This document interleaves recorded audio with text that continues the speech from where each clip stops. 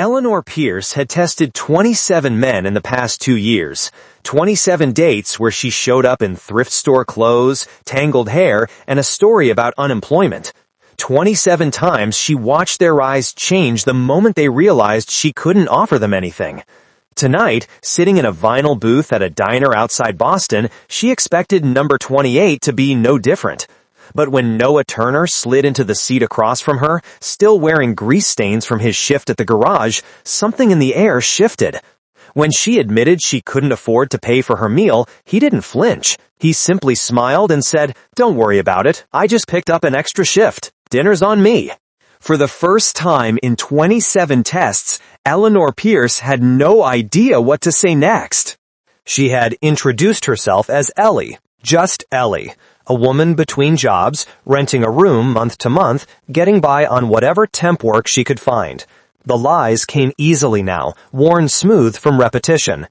She watched Noah's face for the familiar signs of retreat, the subtle calculations men made when they realized a woman had nothing to offer them. But Noah simply nodded, as if financial struggle was the most ordinary thing in the world, because for him, it was. He told her about his work at the garage, the way he could diagnose an engine problem just by listening. 12 years of grease under his fingernails and transmissions that refused to cooperate. He spoke about it without shame, without the defensive pride she'd seen in other men who felt the need to justify their blue-collar existence. Noah Turner simply was who he was, and he seemed entirely comfortable with that fact. Eleanor found herself asking questions she hadn't planned, about his favorite repair jobs, about the satisfaction of fixing something broken. He laughed at that, a warm sound that seemed to come from somewhere deep in his chest. "There's something honest about mechanical work," he said. "The problem is either fixed or it isn't. No pretending." She felt the irony of that statement settle into her bones. The diner was half empty, the kind of place that served breakfast all day and didn't judge you for ordering coffee at 9 in the evening. A television mounted in the corner played a muted basketball game. The waitress knew Noah by name, asked about his daughter. Eleanor filed that information away, another piece of the puzzle she was assembling. Halfway through their meal, Noah's phone buzzed. He glanced at the screen, and his entire demeanor changed. The casual ease softened into something tender, something almost fragile. "I'm sorry," he said to Eleanor. "I need to take this." She nodded, pretending to focus on her plate while listening to his end of the conversation. "Hey, sweetheart. I know. Daddy misses you too." His voice dropped to something just above a whisper. "Did you brush your teeth? Good girl. I'll be home soon, okay? I promise." When he hung up, there was a moment of vulnerability in his eyes that he quickly tried to hide. "My daughter," he explained, "Lily, she's 7, has trouble falling asleep if I don't call to say goodnight." You don't have to apologize for that. Most people don't want to hear about someone else's kid on a first date. Eleanor thought about the 27 men who had come before. The ones who bragged about their cars, their investments, their plans for early retirement. Not one of them had ever stopped a date to wish their child good night. "I think it's sweet," she said, and meant it. Noah studied her for a moment, as if trying to determine whether she was being sincere. Whatever he saw must have satisfied him, because he relaxed slightly. "She's the best thing that ever happened to me. Her mom left when Lily was 2. Just decided motherhood wasn't for her." He shrugged, but Eleanor could see the old wound beneath the gesture. "So it's just been the 2 of us ever since." "That must be hard, doing it alone." "It has its moments." He took a sip of his coffee. "But Lily makes everything worth it. She's got this laugh, like everything in the world is funny and wonderful, and she can't believe she gets to be part of it." He stopped himself, seemingly embarrassed. "Sorry, I talk about her too much." "No," Eleanor said. "Please, tell me more." And he did. He told her about Lily's obsession with dinosaurs, her refusal to wear anything except purple, her belief that the moon followed their car at night specifically to keep her company. He spoke about his daughter the way some men spoke about their accomplishments, their portfolios, their corner offices. With pride, yes, but also with a kind of wonder that suggested he still couldn't believe his luck. Eleanor had conducted 27 tests. She had watched men reveal themselves through their reactions to her fictional poverty. But sitting across from Noah Turner, listening to him describe his daughter's gap-toothed smile, she realized she had never actually learned anything about love, only about its absence.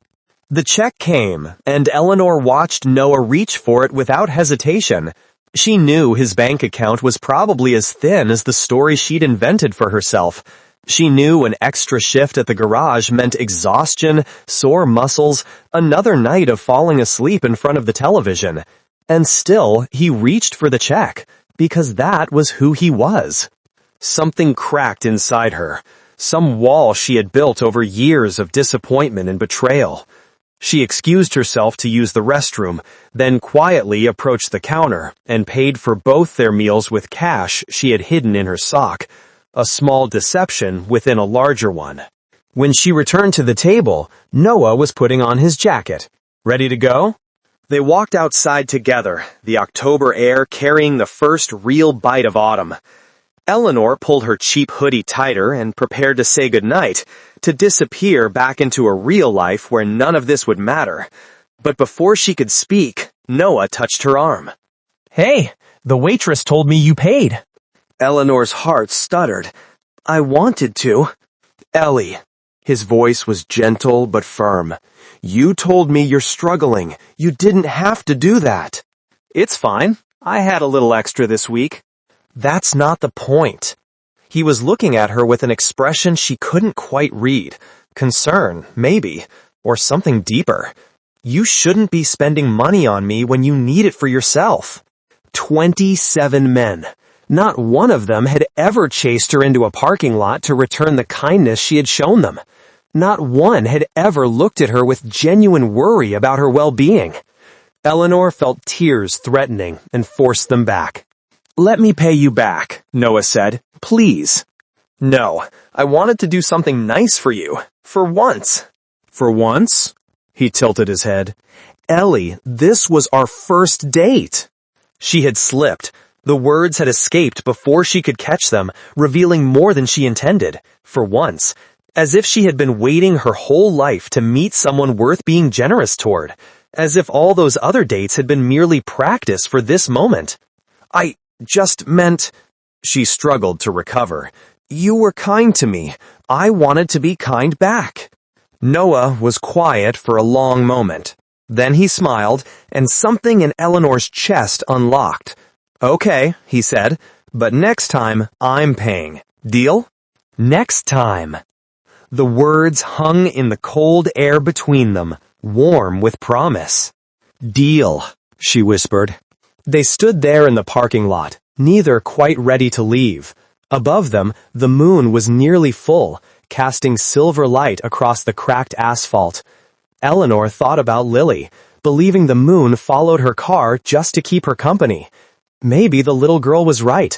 Maybe some things did follow us through the darkness, not because we deserved them, but simply because they wanted to.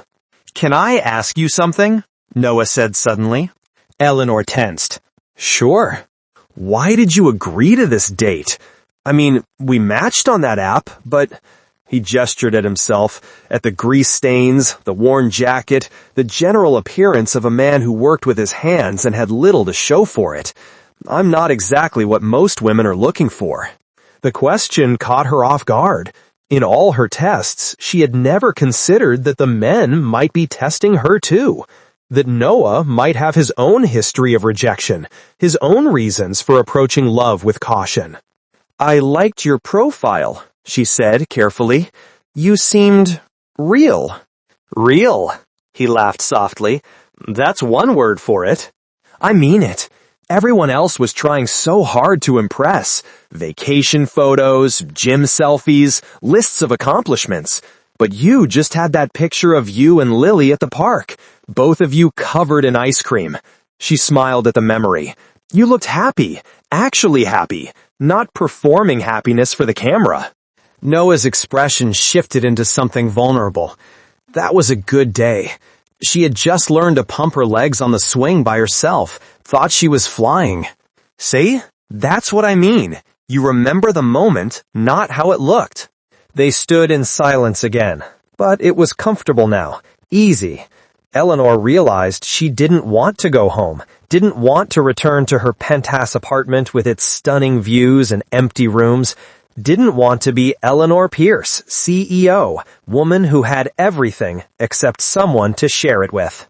A taxi pulled into the diner parking lot, looking for a fare. Eleanor raised her hand to flag it down, already dreading the return to reality. The driver pulled up alongside them and rolled down his window. "Where to?" Before Eleanor could answer, the driver squinted at her face. His eyes widened slightly. "Hey, wait a minute. You look really familiar. You're that CEO, aren't you? Pierce something. I saw you on the news last week." Eleanor's blood turned to ice. "The tech company lady," the driver continued, warming to his recognition. "Eleanor Pierce. My wife follows all that business stuff. She'd freak out if she knew I picked you up." Noah was looking at her now, confusion creasing his forehead. Eleanor felt the careful architecture of her deception beginning to crumble. "I think you have me confused with someone else," she managed. No, I'm sure of it. Same face, same..." Eleanor coughed loudly, dramatically, clutching her throat. Sorry, I've been fighting this cold all week." She coughed again, turning away from Noah, using the moment to compose herself. "Wrong person, I promise. I get that a lot, though. Must have one of those faces." The driver shrugged, losing interest. "Whatever you say. You getting in or what?" Yes, I am." She turned to Noah, hoping the dim light hid the panic in her eyes. "Thank you for tonight, really." Noah was still watching her with that thoughtful expression. "You sure you're okay? You seem..." "I'm fine, just tired. Long week." She opened the taxi door, desperate to escape. "I'll text you." "Ellie." She paused, one foot in the car. "I had a really good time tonight," Noah said. "Whatever that guy thought he saw, it doesn't matter to me. I know who you are." Hit her like a physical blow. He knew who she was, except he didn't. He knew Ellie, the struggling temp worker, the woman who couldn't afford dinner. He didn't know Eleanor, the woman who had orchestrated this entire evening as a test he had passed without even knowing he was being examined. "Good night, Noah," she whispered, and closed the door before he could see her tears. The taxi pulled away, and Eleanor watched Noah grow smaller in the rear window. He stood in the parking lot until she couldn't see him anymore, a man in a worn jacket under a following moon, waiting to make sure she got safely on her way. 4 days later, Noah called. Eleanor was in the middle of a board meeting, watching her executives argue about quarterly projections when her personal phone buzzed with an unfamiliar number. She ignored it. Then it buzzed again with a text message. "Hey, it's Noah. Lily and I are going to the farmer's market on Saturday. Would love if you could join us. No pressure. Just thought it might be nice." Eleanor stared at the message while her CFO droned on about market share. The farmer's market. Not a fancy restaurant, not a rooftop bar, not any of the places men usually took her when they were trying to impress. Just a Saturday morning with a single dad and his 7-year-old daughter, wandering between stalls of organic vegetables and homemade jam. She should say no. Every instinct told her to end this now, before it went further, before she had to tell more lies, before she fell deeper into something she couldn't control. She typed back. Saturday arrived, painted in the golden light of early autumn. Eleanor spent an embarrassing amount of time selecting an outfit that looked appropriately budget-conscious while still flattering. She took a taxi to the market, asked to be dropped off 2 blocks away, and walked the rest of the distance with her heart pounding against her ribs. She saw them before they saw her. Noah was crouched beside a stall selling apple cider, pointing at something while Lily bounced on her heels with excitement. The little girl was wearing purple from head to toe, including purple sneakers that lit up when she walked. Her blonde hair was gathered in 2 uneven pigtails that Noah had clearly attempted himself. Eleanor approached slowly, suddenly nervous in a way she hadn't felt since her first investor pitch a decade ago. "Hey." Noah looked up, and his smile could have powered the entire market. "You made it!" "I made it." Lily tugged on her father's sleeve. "Daddy, is this her? Is this Ellie?" "This is her, sweetheart." The little girl studied Eleanor with the unfiltered intensity that only children possess. Then she broke into a grin that revealed 2 missing front teeth. "Daddy said you're really nice. Are you really nice?" Eleanor knelt to meet Lily's eyes. "I try to be. Are you really nice?" Lily considered this seriously. "Mostly, except when Tommy Kirkland steals my crayons, then I'm medium nice." "That seems fair." Lily reached out and took Eleanor's hand as if they had known each other for years. "Come on, Daddy said I could pick out a pumpkin. You can help me find the best one." They wandered through the market together, Lily chattering constantly about her school, her friends, her absolute certainty that she would be a paleontologist astronaut when she grew up. Noah walked beside Eleanor, close enough that their shoulders occasionally brushed. He didn't try to fill every silence with conversation. He seemed content simply to be present, to exist in the same space as her. They bought apple cider donuts and sat on a bench while Lily ran circles around a fountain. Eleanor watched the little girl's purple sneakers flash with each step and felt something dangerous blooming in her chest. "She's amazing," Eleanor said. "She is." Noah's voice was soft. "She's also exhausting, but in the best way." "I can imagine." Noah turned to look at her. "Can I ask you something personal?" Eleanor's guard immediately rose. "Depends on how personal." "Do you want kids someday?" It was a question she had been asked before, usually by men calculating whether she was worth the investment, but Noah asked it differently, as if he genuinely wanted to know, as if her answer wouldn't change how he saw her. "I don't know," she admitted. "I always thought I would, but then life got busy, and years kept passing, and now I'm 34, and I've never been in a relationship that lasted long enough to even consider it." 34 isn't old. It's not young either, not for that. Noah was quiet for a moment. "My wife left when Lily was 2, he said.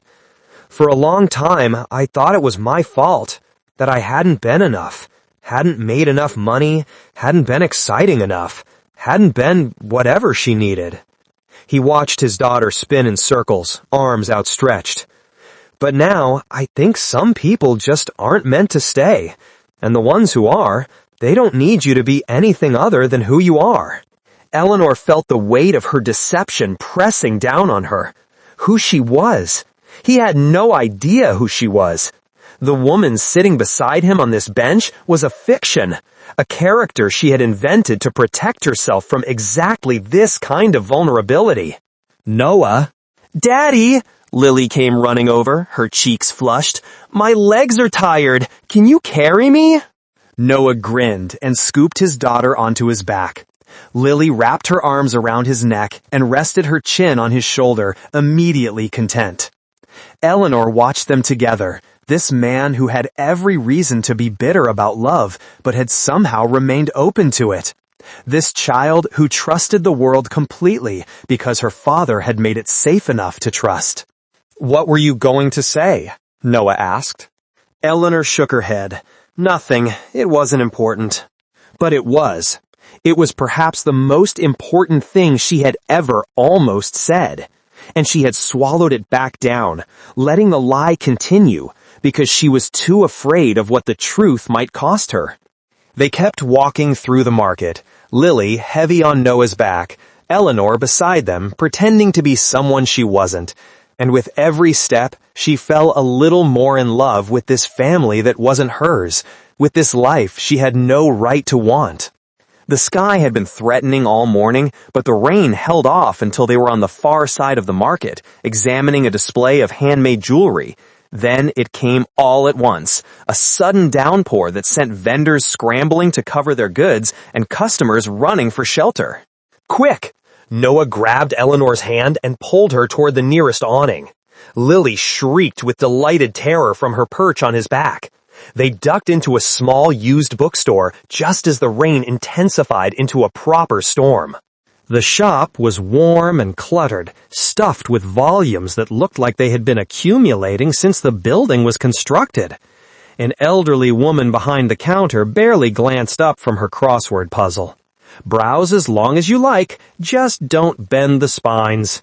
Noah set Lily down, and the girl immediately began exploring, her purple sneakers leaving wet prints on the wooden floor. Eleanor shivered. The rain had caught the edge of her hoodie, and the cheap fabric was soaked through. Here. Noah was already shrugging off his jacket. Take this. No, you'll be cold. I run hot. Always have. He draped the jacket over her shoulders before she could protest further. It smelled like motor oil and coffee, and something warmer underneath. It smelled like him. Thank you, Eleanor whispered. They stood by the window, watching the rain transform the street into a river. Lily had found a picture book about dinosaurs and was completely absorbed. The elderly shopkeeper hummed softly to herself, and Eleanor Pierce, CEO of a billion-dollar company, felt more at peace than she had in years. Ellie, Noah's voice was soft. I keep feeling like there's something you want to tell me. Her heart seized. What do you mean? I don't know, just a feeling. He turned to face her. Whatever it is, you can tell me. I'm not going to judge you. This was her moment. Right here in this dusty bookshop, while the rain came down and his daughter read about velociraptors. She could tell him everything. About the company, the tests, the lies. About why she had been so desperate to find someone real that she had resorted to deception. About how terrified she was that once he knew the truth, he would look at her differently. She faltered. There are things about me that might surprise you. Everyone has things like that. Not like this. She looked at him, at his kind eyes and patient expression, and felt her courage crumble. I want to tell you. I do. I need more time. Noah nodded slowly. Okay. Take whatever time you need. You're not going to push? Would pushing help? No. Then no. I'm not going to push. He smiled, but there was something sad in it. I learned a long time ago that people tell you things when they're ready, not when you demand it. Lily ran over, clutching the dinosaur book. Daddy, can we get this? Please, please, please! Noah checked the price tag and winced almost imperceptibly. Maybe for your birthday, sweetheart. But my birthday is forever away! Eleanor saw the struggle in his face. The desire to give his daughter everything warring with the reality of his bank account. Before she could think, she plucked the book from Lily's hands. I'll get it. Consider it a thank you for letting me crash your Saturday. Ellie, you don't have to. I want to. She walked to the counter before Noah could stop her, paid the $8.50, and handed the book back to a beaming Lily. There you go. Thank you, thank you, thank you. Lily hugged the book to her chest like a treasure. Then she hugged Eleanor's legs with equal fervor. You're the nicest person ever, except for Daddy, and maybe Grandma. You're top 3. Eleanor laughed, and the sound surprised her. It was unguarded, genuine, free of the careful control she usually maintained. When she looked up, Noah was watching her with an expression that made her breath catch. The rain was slowing. Soon they would have to leave this warm shelter and return to their separate lives. Eleanor to her penthouse, Noah to his garage and his small apartment. The thought felt unbearable. Same time next week? Noah asked as they prepared to go.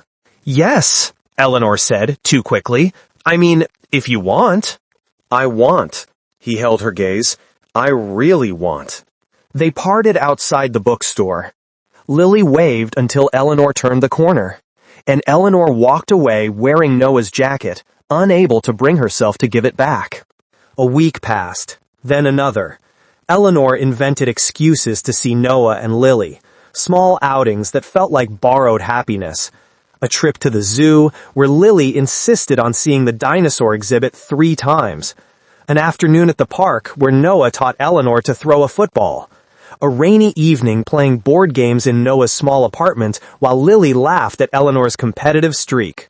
With each meeting, Eleanor fell deeper, and with each meeting, her deception grew heavier. It happened on their 5th outing. They had taken Lily to an ice cream shop, and the little girl had managed to get chocolate sauce in her hair. Eleanor was helping clean up the mess when her sleeve rode up, revealing the watch on her wrist, a Patek Philippe, vintage, worth more than Noah's annual salary. She always wore it under her sleeve, a small piece of her real life that she couldn't quite leave behind. Noah's hand froze on the napkin he was holding. Eleanor followed his gaze and felt the blood drain from her face. "That's a nice watch," Noah said quietly. It was my grandmother's." Another lie, quick and desperate. "Your grandmother had a $40,000 watch?" The number hung in the air between them. Of course he would know. He was a mechanic, a man who understood the value of finely crafted machinery. Of course he would recognize what she was wearing. "Ellie," his voice had changed. "Is there something you want to tell me?" It's complicated."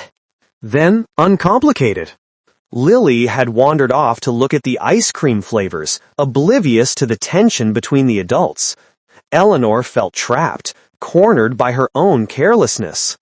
"I'm not who you think I am," she whispered. "I'm starting to figure that out." Noah wasn't angry. That was the worst part. He sounded hurt, resigned, like he had been waiting for this moment, expecting it, dreading it. "Why don't you tell me who you actually are?" "I can't. Not yet. Please." "You're hiding something big." "Yes." "Something that's going to change how I see you?" "I don't know. Maybe." Noah looked at his daughter, then back at Eleanor. "I have to protect her. You understand that, right? I can't let someone into her life who's going to disappear." "I'm not going to disappear." "You say that, but you're also lying to me about something important." He shook his head slowly. "I want to trust you, Ellie, but trust has to be earned." "Then let me earn it. Give me a little more time." "I've been giving you time, and you keep finding reasons to wait." He stood up, gathering Lily's jacket. "I like you, I really do, but I've been hurt before by people who weren't honest with me, and I can't go through that again, not with Lily watching." Eleanor felt tears burning behind her eyes. "Noah, please." "I need to think." He lifted Lily into his arms. "Come on, sweetheart, time to go home." "But Ellie's coming too, right?" Noah glanced at Eleanor, and she saw the conflict in his eyes. "Not tonight, baby. Ellie has some things she needs to figure out." They left the ice cream shop, and Eleanor sat alone at the sticky table, watching through the window as they walked away. Lily kept turning around to wave, and each wave felt like a small blade sliding between her ribs. She had been so careful. 27 tests, designed to reveal the truth about men's intentions. And now she was the one being tested, found wanting, exposed as the liar she had become. Her phone buzzed. Her assistant, reminding her about tomorrow's shareholder meeting. Eleanor stared at the screen, at the life she had built that now felt like a prison. Then she put on her cheap hoodie and walked home alone. 3 days of silence. Eleanor checked her phone compulsively, wrote and deleted a dozen messages, threw herself into work to avoid thinking about what she had lost. On the 3rd night, she was leaving her office building when a man shoved a phone in her face. "Eleanor Pierce, can you comment on the rumors about the European expansion?" Paparazzi. She had been photographed hundreds of times, had learned to smile and offer nothing. But tonight, she was tired, off guard. Tonight, she stumbled backward and directly into another photographer who had circled behind her. The flash went off inches from her face. She saw spots, heard shouting, felt hands grabbing her arms. Her security team materialized and pushed through the crowd, but not before a dozen more photos were taken. By morning, her face was everywhere. Eleanor Pierce, tech mogul, billionaire, one of the most powerful women in America. The photos showed her looking startled, vulnerable, nothing like the polished image she usually presented. The headlines speculated about everything from corporate scandals to secret pregnancies. She thought about Noah, about whether he would see, about what he would think. At 2 p.m, her personal phone rang with his number. "I saw the news," he said. No preamble, no greeting. Eleanor closed her eyes. "Noah." "You're Eleanor Pierce, the CEO." "Yes." A long silence. She could hear him breathing, could almost see him running his hand through his hair the way he did when he was processing something difficult. "You lied to me." "I know. About everything." "Not everything. Not the things that mattered." "How am I supposed to know what mattered when I don't even know what was true?" His voice cracked slightly. "I told you things, Ellie. Eleanor, whatever your name is. I told you about Sarah leaving, about how hard it's been, about my fears for Lily. I trusted you." "I know, and I'm sorry. I'm so sorry." "Why?" The question came out raw. "Why would you do this? What possible reason could you have for pretending to be someone else?" Eleanor pressed the phone against her ear, wishing she could reach through it and touch him. "Because I've been hurt too. Because men have used me for my money, my connections, my power. Because I needed to know if someone could want me without any of that." "So you tested me?" "Yes. Like I was some kind of experiment." "No, not like that. It wasn't about judging you. It was about protecting myself." "And lying to me was protection?" "I thought it was."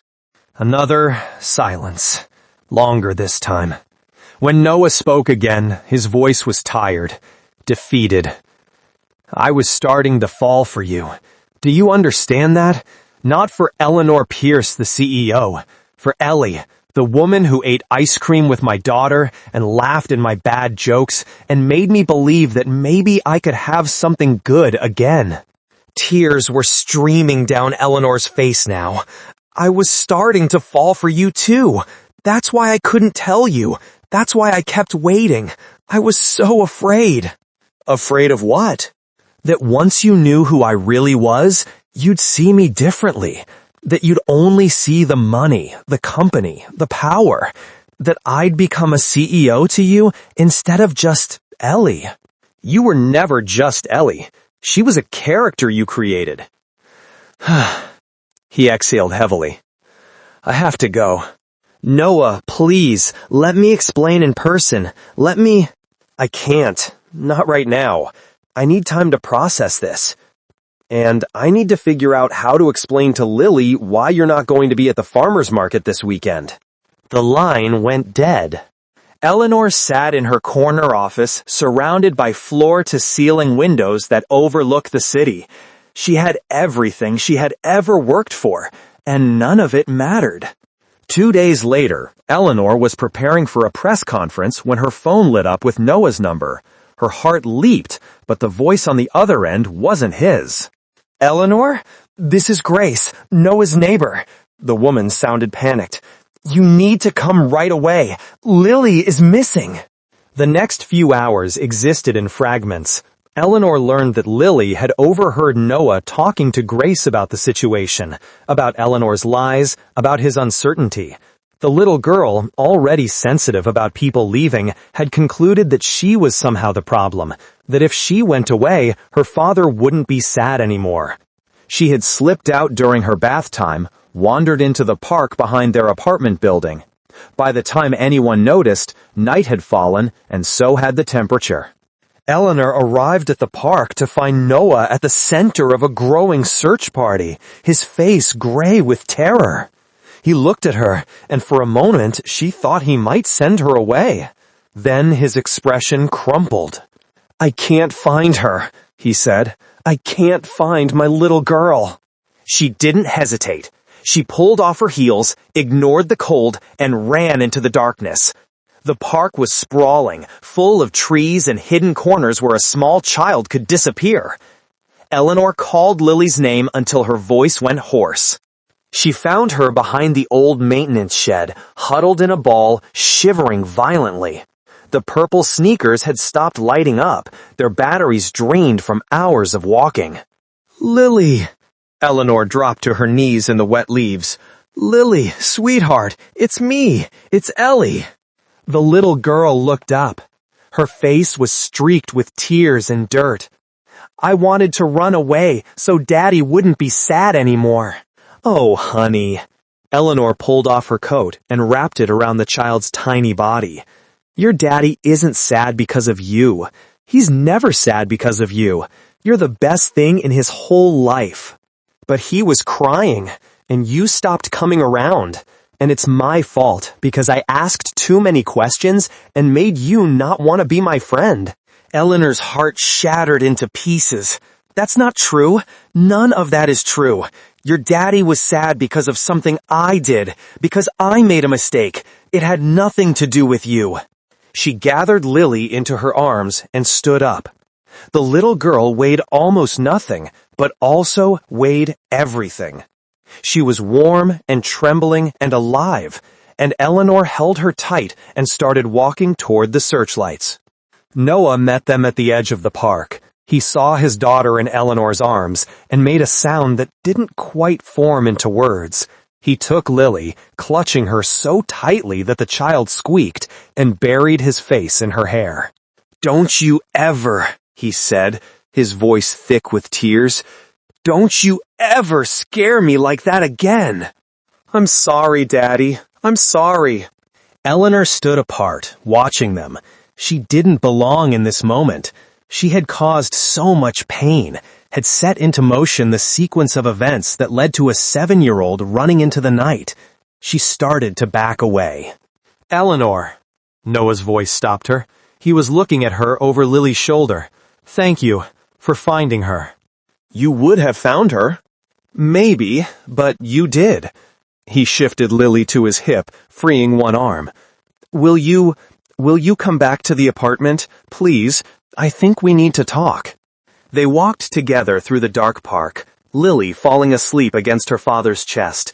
The search party dispersed around them, relieved neighbors returning to their homes, and Eleanor followed Noah up 3 flights of stairs to a small apartment filled with purple everything, with dinosaur toys and crayon drawings, and the evidence of a love she had almost destroyed.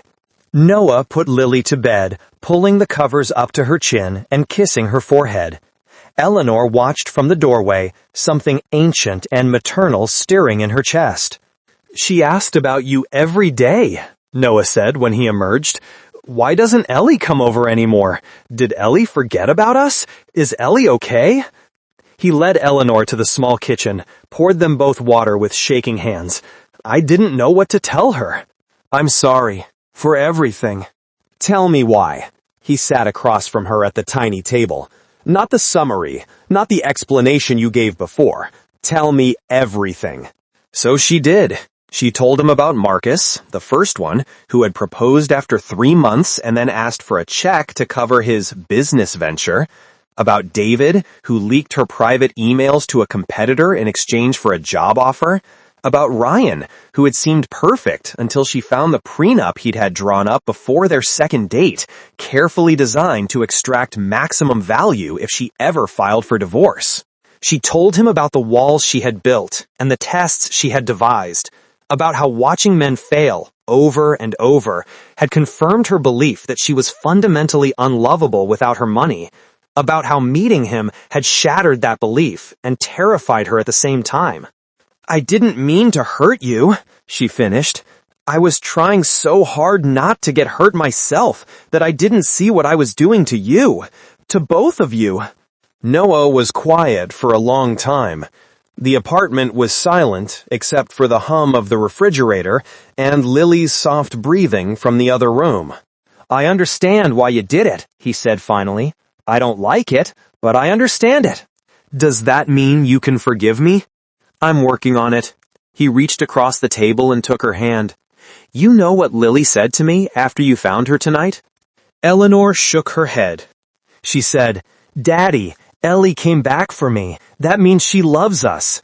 His thumb traced circles on her palm. 7 years old, and she understands something I've been too scared to say out loud. Eleanor's breath caught. "Noah, I'm not good at this, at opening up, at trusting, but I want to try." He met her eyes. "Can we start over? No more tests, no more lies, just you and me, figuring out if this is something real." "My life is complicated," she warned.